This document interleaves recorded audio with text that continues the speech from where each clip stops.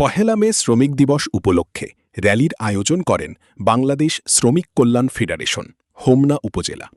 এতে সভাপতি হিসেবে ছিলেন কাজী নুরুল ইসলাম। প্রধান অতিথি হিসেবে বক্তব্য রাখেন জনাব নাজিম উদ্দিন মোল্লা, কেন্দ্রীয় মজলিসে শুরা সদস্য, বাংলাদেশ জামায়াতে ইসলামী। সম্মানিত আজকের আয়োজনে যারা এসেছেন, আমাদের শ্রমিক ভাই সহ দেশবাসী, আমরা আজকের এই আয়োজন করেছি।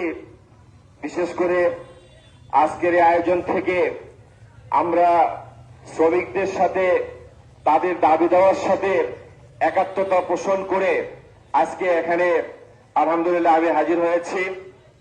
আপনারা জানেন, বাংলাদেশে তথা বিশ্বের বিভিন্ন প্রান্তে শ্রমিকরা বিভিন্ন তাদের দাবি আদায়ের লক্ষ্যে আসে। বলা চলে সভ্যতার শুরু থেকে এই পর্যন্ত অনেক শ্রমিককে জীবন দিতে হয়েছে। সেই 1886 সালে আমেরিকার শিকাগো শহরের হে মার্কেটে শ্রমিকরা 8 ঘন্টা কর্মঘণ্টা নির্ধারণের জন্য তারা আন্দোলন করছিলেন। সেই আন্দোলনে তৎকালীন প্রশাসন পুলিশ গুলি চালিয়ে কিছু শ্রমিকদেরকে হত্যা করেছিল এবং অনেককে আহত করেছিল। তাদের সেই আত্মত্যাগের বিনিময়ে পরবর্তীতে আন্তর্জাতিকভাবে এই দিনটিকে শ্রমিক দিবস হিসেবে পালন করার সিদ্ধান্ত গৃহীত হয়েছে। প্রিয় ভাইয়েরা, সেই দিন থেকে শ্রমিক দিবস পালিত হয়ে আসছে। শ্রমিকদের বিভিন্ন অধিকার আদায়ের লক্ষ্যে প্রত্যেক বছরে এই দিনটি পালিত হচ্ছে। বাংলাদেশ স্বাধীনতা অর্জন করেছে, 55 বছর চলে গেল, কিন্তু আমরা কি শ্রমিকদের তাদের ন্যায্য অধিকার ফিরে দিতে পেরেছি?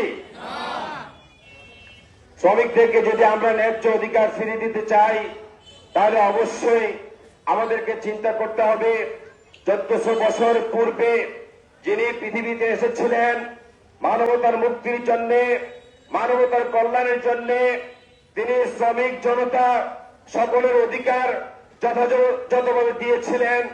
আজকে আমরাও যদি সেই আদর্শ অনুসরণ করি, আমাদের সমাজে প্রত্যেকের অধিকার দেওয়ার পাশাপাশি শ্রমিক যারা আজকে মেহনতি জনগণ, আজকে তাদের অধিকার দিতে আমরা সক্ষম হব।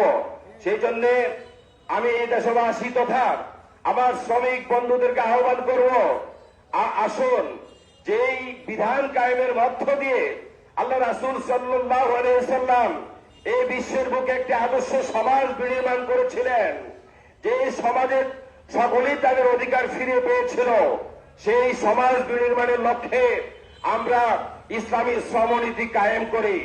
ইসলামী শ্রমনীতি যদি আমরা বাস্তবায়ন করতে পারি, শ্রমিকদেরকে আজকে তাদের অধিকার আদায়ের জন্য মাঠে নামতে হবে না।